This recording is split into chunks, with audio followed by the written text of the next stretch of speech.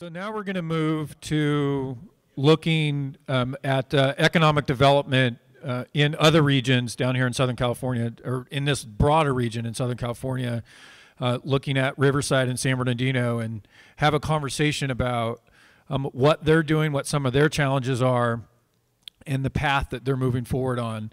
And to navigate us through that, we have Supervisor Bruce Gibson from San Luis Obispo County. I'm thrilled to have him here today to bring us through this. Supervisor. Thank you very much, Graham. It's a pleasure to be with you this morning. I've been involved in CSAC pretty much since even before the day I took office in 2007. I've been pleased to represent our county on the board and the executive committee. I have chaired the now rebranded Government Finance and Operations Committee, now Government Finance and Administration, and I currently chair the Ag, Environment, and Natural Resources Committee, and we've had some interesting conversations tangential to this. In this panel, this is going to be a little different panel. Both my colleagues here at the table are eschewing the PowerPoint presentation. They're going to offer you their thoughts on and perspectives from their counties as to how their efforts at economic development compare and contrast with efforts going on elsewhere in the state. And what we're hoping is that with ideas out, that we would have a chance to hear from you and really engage a dialogue on some of these very interesting and important issues. Let me introduce the folks sitting up here with me. To my immediate left is Lisa BRANDL, who is the Chief Operating Officer of Riverside County. She's been with that county for 27 years, worked in a number of the 42 departments, from information technology to the Economic Development Agency. And before becoming COO, she served as the Board of Supervisors Purchasing agent. Lisa has a bachelor's degree from Cal State San Bernardino, a master's of public administration from Cal Baptist University, and is a certified public procurement officer. She's the chair of the oversight board to the Successor Agency for Redevelopment and a board member of the United Way in the Inland Valley. And to her left, Mr. Reg JAVIER, Deputy Executive Officer for Economic and Workforce Development of San Bernardino County. Reg, excuse me, has worked in workforce development for over 25 years. During this time, he's held positions at all levels, ranging from the frontline staff to executive leadership, and in the course of his career, Reg has worked at the national, state, and local levels. Reg has worked on policy development, system design, redesign strategies, operations, and capacity building at all of those levels. In October of 2016, Reg joined the County of San Bernardino as the Deputy Executive Officer over Economic Development Agency, which houses both economic development and workforce development. And so with that, I will turn the floor over, and I don't know, but I think Lisa might be ready to go first and start the conversation. Thank you, Supervisor. Good morning, everyone. My name is Lisa BRANDL. I'm the Chief Operating Officer for the County of Riverside. I am newly appointed in this position about 4 months under CEO George Johnson, who was appointed in the spring of this year. And like the Supervisor said, I've been with the county 27 years. And I wanted to talk briefly about what we're doing, what are our challenges, and what we're looking forward to doing in the future. And I didn't have a PowerPoint because I like to hear what everyone's saying, and then I adjust my presentation accordingly. And it was very interesting to hear a lot of the conversation centered around redevelopment.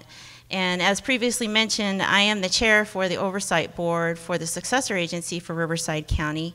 And the County of Riverside, prior to the dissolution, was the 7th largest in the state financially, and the 1st largest in terms of project area. So when a redevelopment was dissolved, it was a huge blow to our county. We were very good stewards of the funds for redevelopment. We were very active in constructing affordable housing. We constructed over 25,000 units. And we had a lot of different programs that we were able to offer the community to enhance business growth in the county. We had microloans. We had a lot of other, we augmented funds for a lot of our transportation projects. We built a lot of recreational facilities. And to say it was really hard on us is an understatement. And it was a dark time, and it was on the closing or in the middle of the recession. We were at 15% unemployment, and it was a really dark time, and things have turned around dramatically for us. And what that really made us do is strengthen our partnerships outward, because we didn't have the resources to do what we used to do. And we always had very good partnerships outward, externally, but they are even more strengthened now. And so when I'm talking externally, I'm talking about our 28 cities, the local COGs. We have 2. We have one in Coachella Valley, and we have one on the western side. We work very closely with the March Joint Powers Authority, with the Air Reserve Base. We have a military base in our county. We have a lot of tribal governments and universities. We have UCR, we have Loma Linda, Cal Baptist, we have satellite facilities for Cal State San Bernardino and Cal State San Marcos, in addition to our very large community college system. And we've also have very good partnership with our county neighbor, San Bernardino, and also with private companies such as Esri, which is the #1 GIS company in the United States, perhaps globally, and are based in San Bernardino County in the city of Redlands. And in the couple months ago, our Board of Supervisors approved an economic development plan. We call it 5 and 5, and what we're doing is focusing on 5 categories: maximizing job growth and investment, developing a workforce for the 21st century, infrastructure investment, a business-friendly environment, and creation of thriving and sustainable communities. And from this strategy, we are working with our partners externally and internally to leverage all of our resources, because frankly, we just don't have the money to spread around. We have a lot of challenges. That's nothing new for all of us here. And so we are leveraging a lot of our partnerships to make this strategy a reality. A couple other things that are going really well in our county. We do have a thriving tourism section. We have a very large wine country in the southern region of the county that generates $750 million annually into the county, and it's all unincorporated area, which is really good for us. We have, it's the Temecula Wine Valley area, and we attract a lot of tourists from San Diego and LA County and Orange County.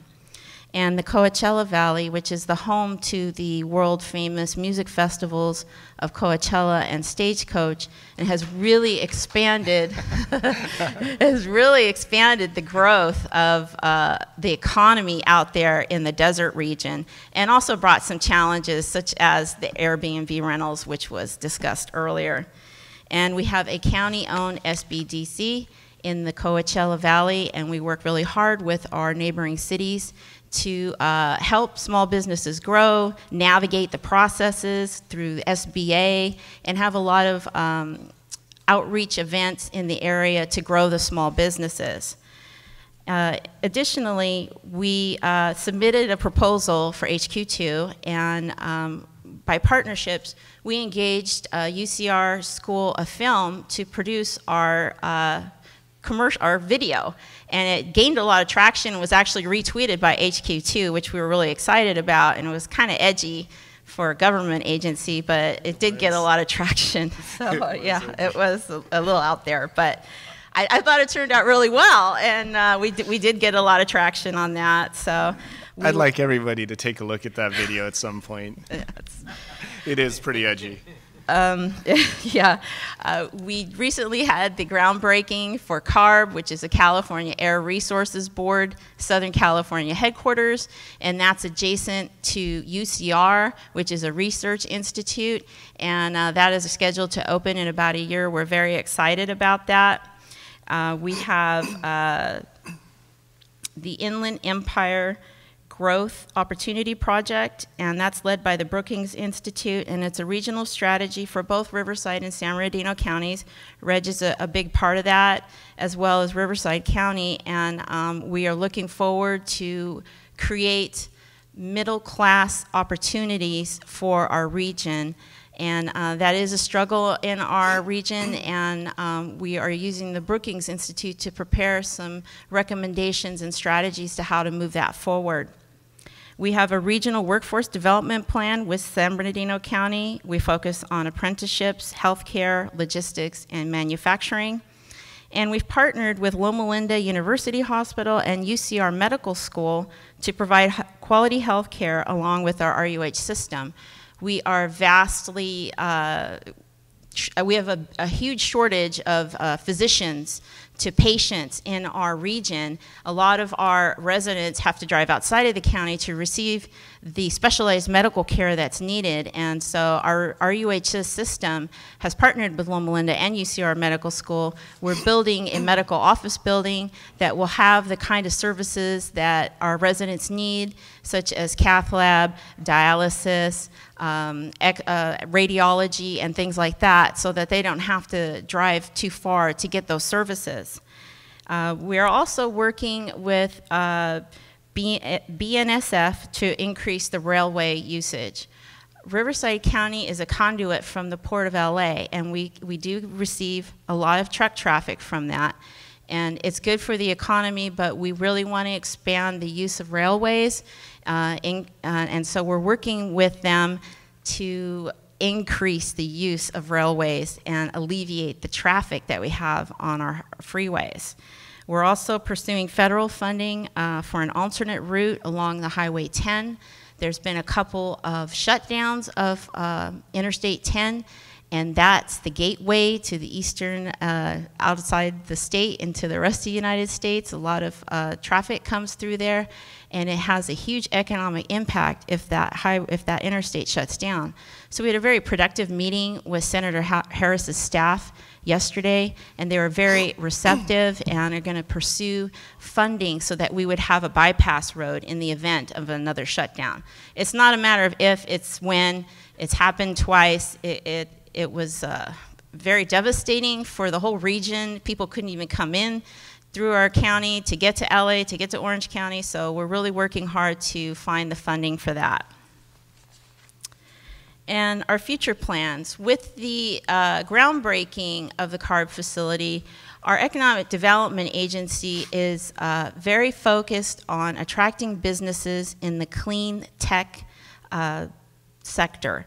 And what that means is we want to place businesses adjacent, near UCR, near the CARB facility, to focus on clean technology, alternate sources of fuel, solar power, air quality, and sustainable communities. And so we're really going to capitalize on that to grow businesses in that region. We think that it's a good complement to the logistics sector. It's no secret that we have a lot of warehouses and distribution centers, and so what better place to have a research facility, research companies in that area to help study the effects of that sector on our economy. And additionally, we are in the process of reviewing RFP, requests for proposals, for our broadband initiative. Our goal is to be the first gigabit county in the United States from border to border. So that means over our 7,000 square miles from the eastern border at Arizona all the way to Corona, which straddles Orange County. And we have received a number of proposals from private companies to help strengthen the infrastructure for broadband so that every resident in our county is connected to the internet. We realize that to have an educated workforce, they need to have access. We have some of the poorest communities in our county, and they really do need the access to the internet to help them grow with their education and to provide better opportunities, as well as a business attraction tool. So we're very excited about that, and like I said, we're reviewing the proposals. We've received quite a few, and we're very excited about it. What are some of the challenges that we're facing as a county? One of the biggest ones is the automation of jobs. We see it nationwide. We have an undereducated workforce in our county.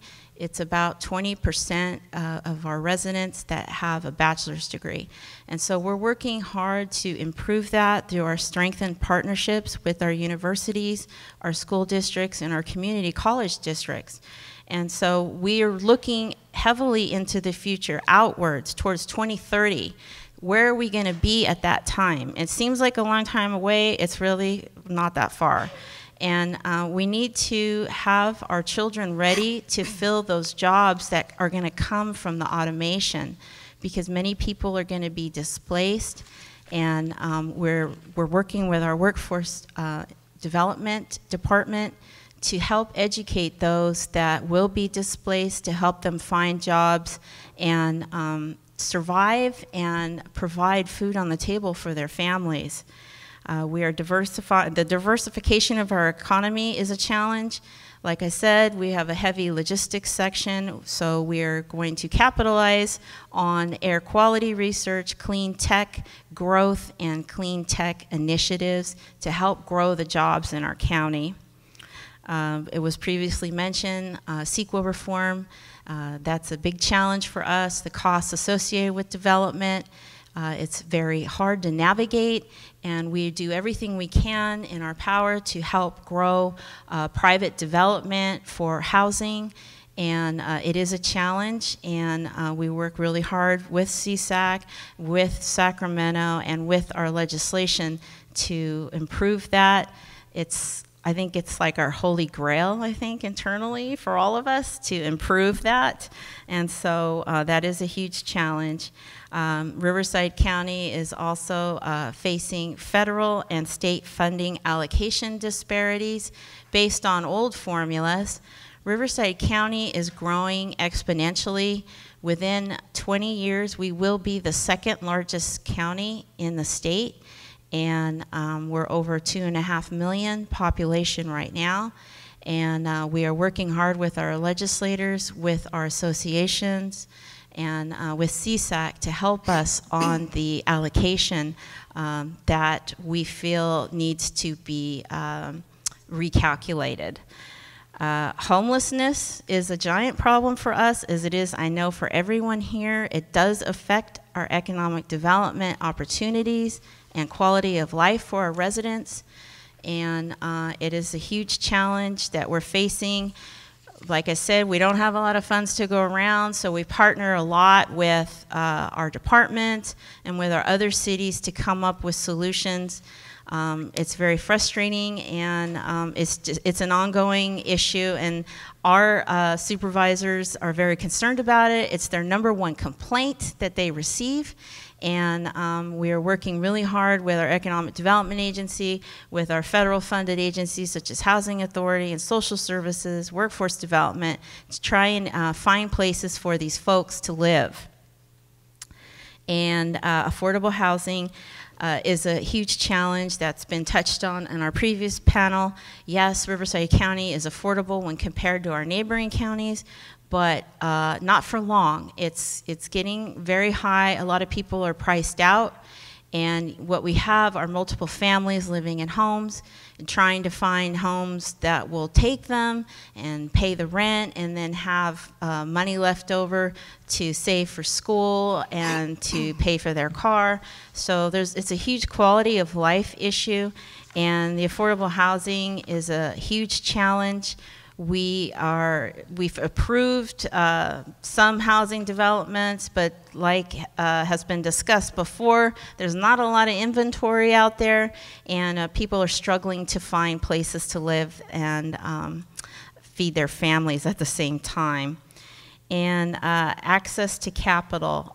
We don't have a lot of access to capital, so what's been the theme of my presentation is leveraging our partnerships with others so that we can work together as a region and as an economy to exponentially grow our opportunities, to help each other out. Our HQ2 proposal was not done by the county alone. We had help from UCR, from the cities of Murrieta and Riverside and Moreno Valley. So it was a huge collective effort to highlight all of the amenities that we have, the position that we're in. We're an hour from the desert, from the beaches, from the mountains. We're very close to 2 international airports. We have the Air Reserve Base. So we have a lot of amenities that we believe position us very favorably for the proposal. But that was not done by us alone. Like I said, it was a huge partnership. And if anything, it generated a lot of discussion and had folks thinking about us as a potential source for other businesses to locate. And in closing, like I said, we're working very closely to position ourselves in the future to have an educated workforce, to strengthen our partnerships with the universities and school districts, to provide mentoring opportunities, internships, and to highlight all of the great things that the county has to offer with our cities, with our tribal governments, and all of our infrastructure. With the growth that's coming, we do have challenges. Transportation's an issue. We do know that. We're working very hard with the railways, with the logistics industry to try and alleviate that. We have the same traffic problems as everybody else does down here, and we are really trying to position ourselves to be ready for that.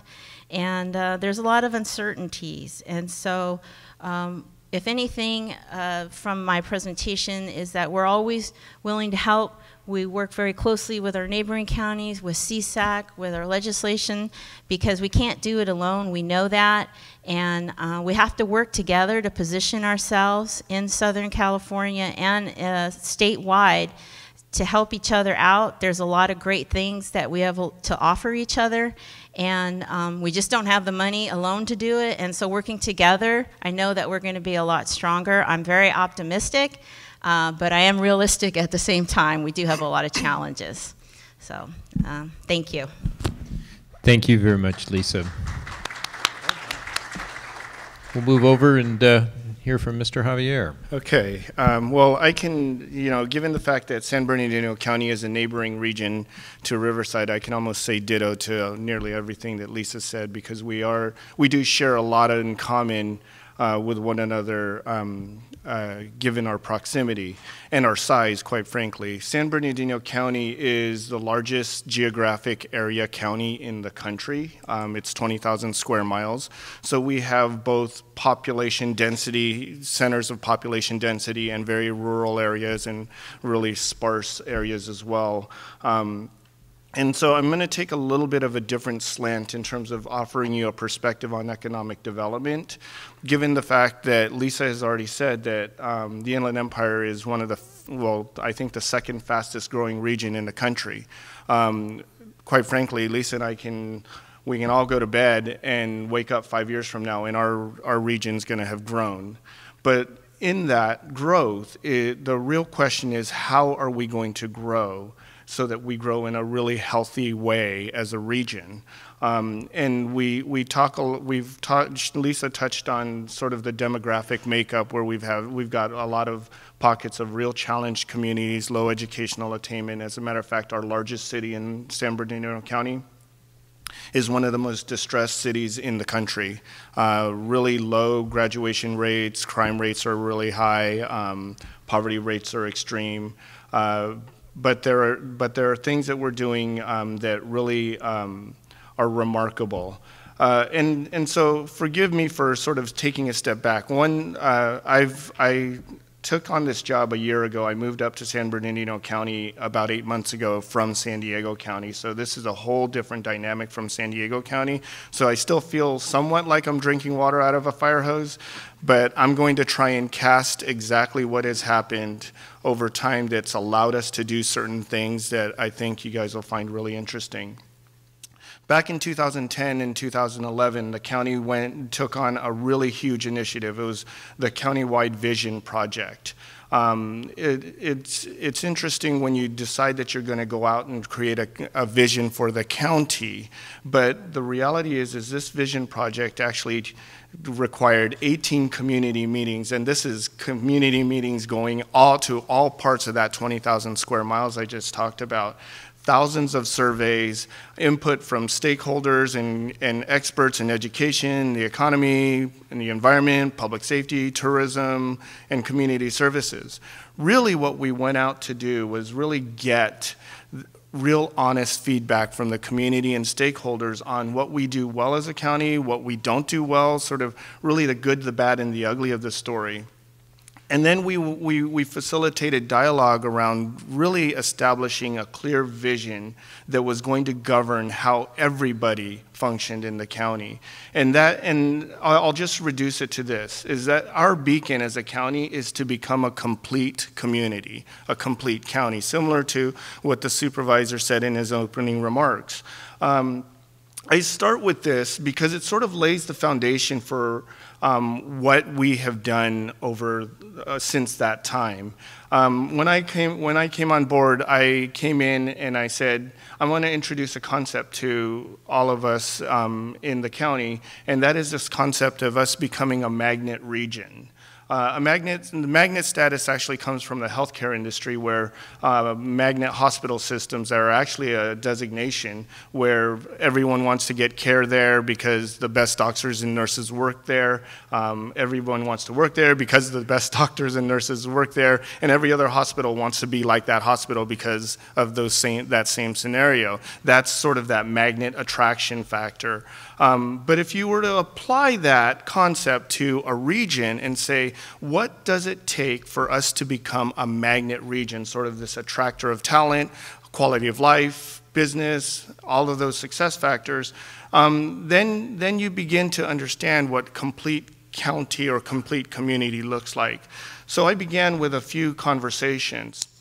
I got the pleasure of meeting with a bunch of corporate real estate folks and sat down at a table with them and said, what makes your decision to come to any region, anywhere in the world? What are those reasons? And the top two reasons were the availability of labor force and the quality of that labor force. All within our control, right? So then one of the CREs said, but we will not go to a region where Amazon's present. And I go, why? And she said to me, because they suck up all the talent. And so first off, congratulations to everybody who just wanted Amazon in their backyard. No, I'm kidding. But so I dug a little deeper and I said, what would cause you to change your mindset around this notion that there exists an entity in the region that might suck up all the talent and thereby leaving you with sort of scraps, if you will? And I said, would it be a different decision for you if I told you that our education system, our workforce development system, our talent pipelines are developed to the degree that we're going to provide talent to everybody now and in the foreseeable future? And she and the rest of the corporate real estate executives said, absolutely, that matters. That level of collaboration and commitment to the production of talent in a region that drives an economy. So then I turned around and talked to a group of real estate brokers. And they started telling me about the changes in the retail environment and what's happening in the retail and what's in the retail environment and what's driving that change. And it's really about experiential retail. It's not necessarily about these big boxes anymore. It's really about lifestyle, community, all of those factors. And then they started talking about office development parks. and what was necessary around office development parks. Similar to retail was restaurants, walkways, parks, all of those things. And it was really centered around this blending of experience, quality of life, and business, all happening simultaneously, which then also got me thinking about exactly what the supervisor said in his opening comments, that this notion of complete community economic development is really, truly about quality of life, educational structures, talent development, business-friendly environment. And so as I sort of say that as I sort of set the stage, because in this year's State of the County, we interviewed Rich Carlgard from Forbes magazine and Jack Dangerman, who's the president, CEO, the founder of Esri. And they talked about the similar things around sort of the quality of life. So I want to talk about some of the really interesting things that we're doing in the region that actually sort of bring this whole network of supports together. We have an Intech Center in San Bernardino County. The Intech Center was actually born from an investment from DOL, $14.9 million tacit grant that started this Intech Center. But it also, what also initiated this Intech Center was California Steel had put in some $2 million into this of their own money to create this Intech Center. This was really an interesting concept because the fact that this was a true sort of public-private partnership that was actually about talent production is a real key pillar here, because the community colleges were involved, the County of San Bernardino was involved, and business industries involved in actually the development of real relevant training curriculum. What's interesting is that this concept actually has been so successful that in our high desert region in the county, the manufacturers in the high desert have begun to organize. And they started with saying, a few manufacturers saying, hey, let's get together and talk about our needs and see what we can do. And now there's some 80 manufacturers convening on a monthly basis. And they have convened and they have come to the workforce board and asked for resources to create their own version of the Intech Center. And so just fast forward a little bit, that high desert training center is actually being created, and the business industry is the driver, not the community college, not the county, not the workforce board, but business industry is putting up their training center so that they can become much more relevant. That training center will be their asset and an asset for the community. That concept is interesting because in the Intech Center, it was born from grant dollars, and then you have to think about what sustainability looks like. In the second center, they are actually looking at sustainability of that center going forward for the long haul, right up front in the establishment of that center. So that still has not been brought up, but it's the dialogue that's happening is really laying the foundation of how we work together between business partnerships, government's role in that, and then the community college's role, and all of the roles are being clearly defined, not as leads, but rather contributors to an asset that is actually going to benefit the region, and it will become one of those facets like Intech as a key attractor of business in the region. We anticipate that those types of centers aren't going to emerge just in manufacturing, but rather in healthcare, biosciences, and all the other industry sectors as well. I'll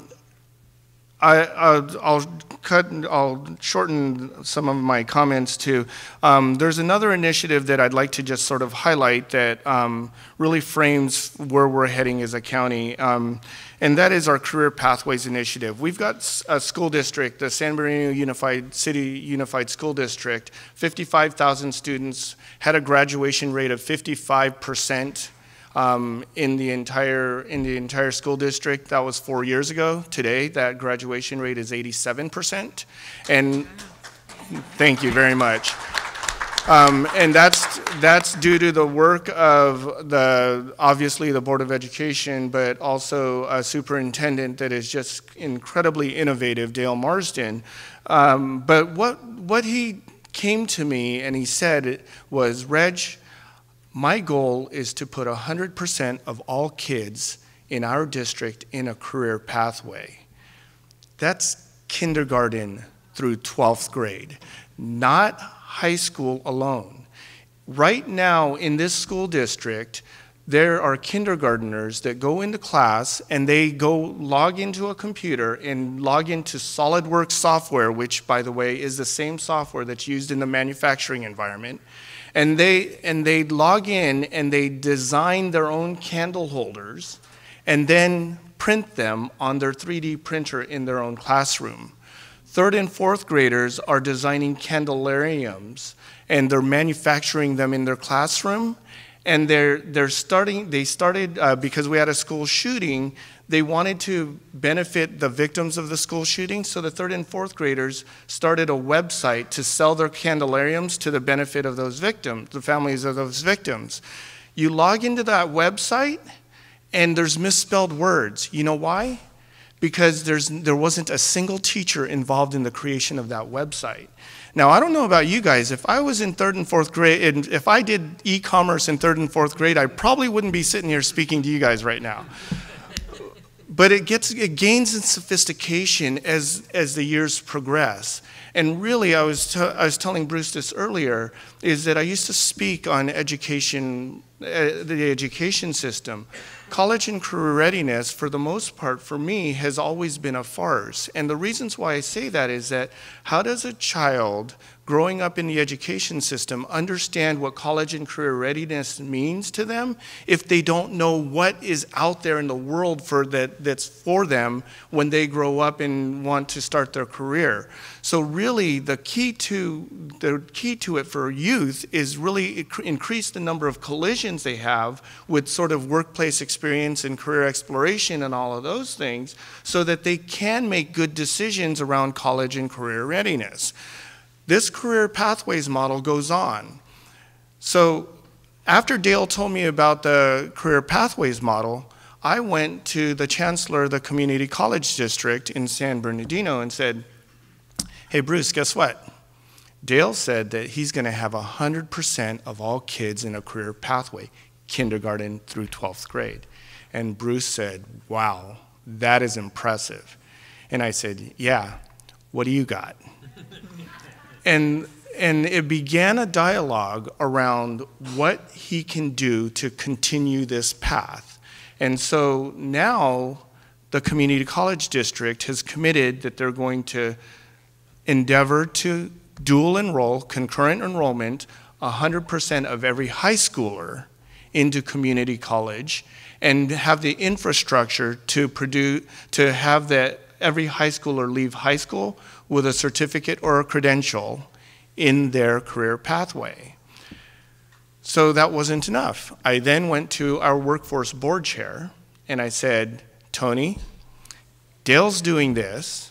Bruce just committed to this. He goes, wow, that's impressive. And I go, guess what you get to do? And I said, you get to guarantee that 100% of all high schoolers of working age are going to have some kind of work experience before leaving high school.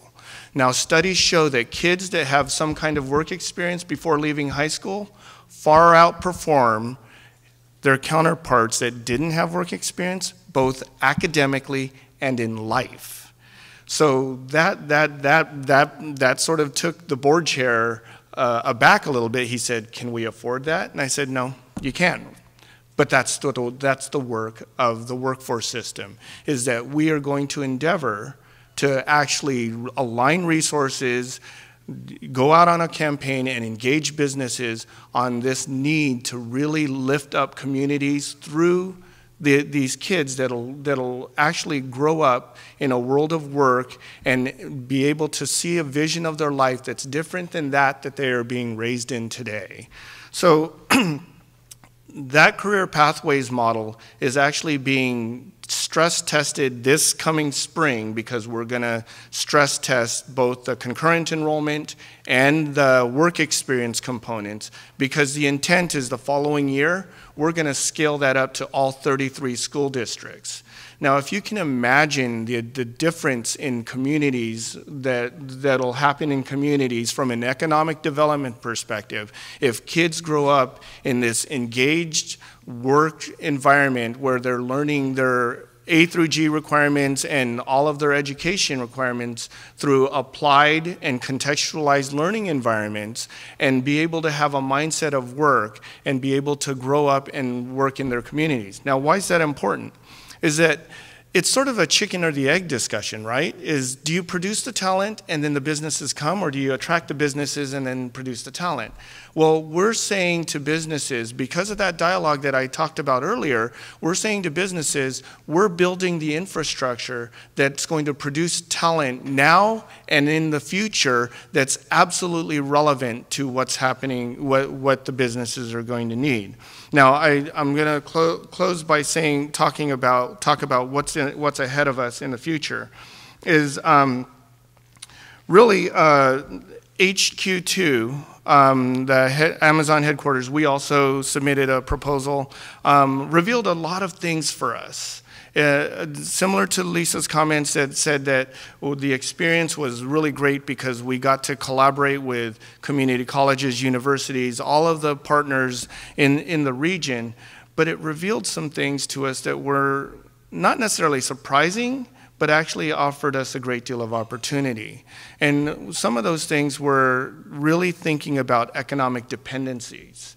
As we were trying to put our best foot forward in terms of drawing the map of our labor shed and the map of the educational output of the region, all of those things, we actually found that in San Bernardino County that we are very much aligned with Riverside, but we are also aligned with LA County as well, because our western side of San Bernardino County is in fact the eastern part of LA County. So I would say this, that we typically look at data in MSA format, which means that we would only partner with Riverside. I would say that in San Bernardino County, we'd look to partner on our western side with LA and Orange County as well. Last scenario that we've really gone to in San Bernardino County, we actually ended homelessness for veterans in our unincorporated areas of the county. And thank you. I had nothing to do with it. No, I was a part of the team, but I would just like to say this, is that we did it without adding a single dime to anyone's budget. There was some 40 to 50 organizations around the table that met on a monthly basis, and by aligning our perspectives and our goals around a specific target, we just simply counted all of the homeless veterans in the unincorporated areas and figured out how to house them all. And we've moved on to unaccompanied women and chronic homeless folks in the unincorporated areas, because we're going to end homelessness for those folks as well. So I would just say this, is that because we went through such a great process in causing a unified singular vision for the county, I think it set us up to achieve some pretty amazing things without adding extra resources to do those things. Thank you very much, Reg. Yes, absolutely. You know, I can listen to this kind of story all day, and I know we have opportunity for more discussion here over the lunch break. I did manage to negotiate a slight indulgence on time here from the authorities, but that to give us just a brief opportunity for questions. Anybody has a question? My question is for Lisa in regards to the RFP that you mentioned for broadband. Broadband is something that we've been talking about a lot in Ventura County, and two of the problems that I've heard highlighted are a lack of awareness or support from elected officials, but then also, of course, the funding. You're talking about doing a lot more with very limited or no additional resources. So how have you combated those two specific problems, the awareness and the support, as well as the funding for your broadband infrastructure? Great questions. Before we released the RFP, is we went to every city council and did a presentation, and every city council adopted a resolution in support of our RFP. And so we garnered the support from all of our cities and our tribal governments prior to release of the RFP. So this was a 2-year process. As in government, it's a lot of consensus building. It took us a lot of time, but we made sure that we had the support of every municipality within our borders. And regarding to funding, that is a challenge. And so what we've offered as part of the package is, just as LA County has alluded, they have a large, vast ownership of different facilities and land, as do we. So we've offered up a lot of our facilities for these companies to install their huts, what we call huts, which are where the concentration of the technology would be in these little houses. And we've offered an expedited approval process in land use. So we offered a red team approach to have that expedited land approval process, because that's the biggest barrier that we heard talking to companies in an RFI process prior to issuing the RFP, is that they don't want to deal with California's Byzantine methods of land use approval. And so we've offered up our resources that we have. Funding could still be an issue, but we are hopeful and optimistic that we will have a winning proposal. So we're hopeful with those things that we've offered, the support of our municipalities, which could also be monetary. It just depends on the proposals, because they're varied and they vary widely. So it's hard to say at this point, but we try to anticipate those issues. Supervisor Ridley Thomas, question for Reg, was the homeless population of San Bernardino County? Well, I'll talk about I'm not sure as to the overall numbers of the entire county, but I'll talk specifically about the veterans population. It was interesting, and I got there a year ago, and they were already well into this, but I read back on all of the minutes and the discussion. They started out in the first count was some 243 homeless veterans in the unincorporated areas of the county. Then as they got into it, it ballooned to over 900 folks that we were attempting to house. And it didn't change the mindset of the group. You know, again, 40 organizations and probably 60 people sitting around the table saying, well, our challenge is even bigger now. And we ended up mitigating finding housing for everyone. Phenomenal. That's great. Let me just, if we could do like 2 15-second answers here. One of the questions that always rattles around in my head is, how are you doing with your incorporated cities in pursuing your goals? Good, bad, indifferent, success, or problem? So I'd be lying if I said it was perfect, because it is challenging, because there are different perspectives on how things are done in each of the cities. What we're trying to do is really align our practices so that we can create a standard of services across all of our 24 cities as it pertains to business attraction, expansion, retention, and creation. Our relationship is pretty good, but like Reg said, it's not 100% perfect, and we do have our challenges, but we do work really well together in economic development areas and other different regional impacts that we have, such as transportation and housing affordability. Fantastic. Thank you both. I really appreciate your time here. I'll just wrap by saying today has struck me strongly about the sophistication of the outlook toward economic development, because, you know, it wasn't that too many years ago that it was all about tax breaks and subsidies, and now we're talking about a much richer and I think in the end much more successful approach. So with that, we thank you, and we are ready for lunch. All right, thanks. Indeed.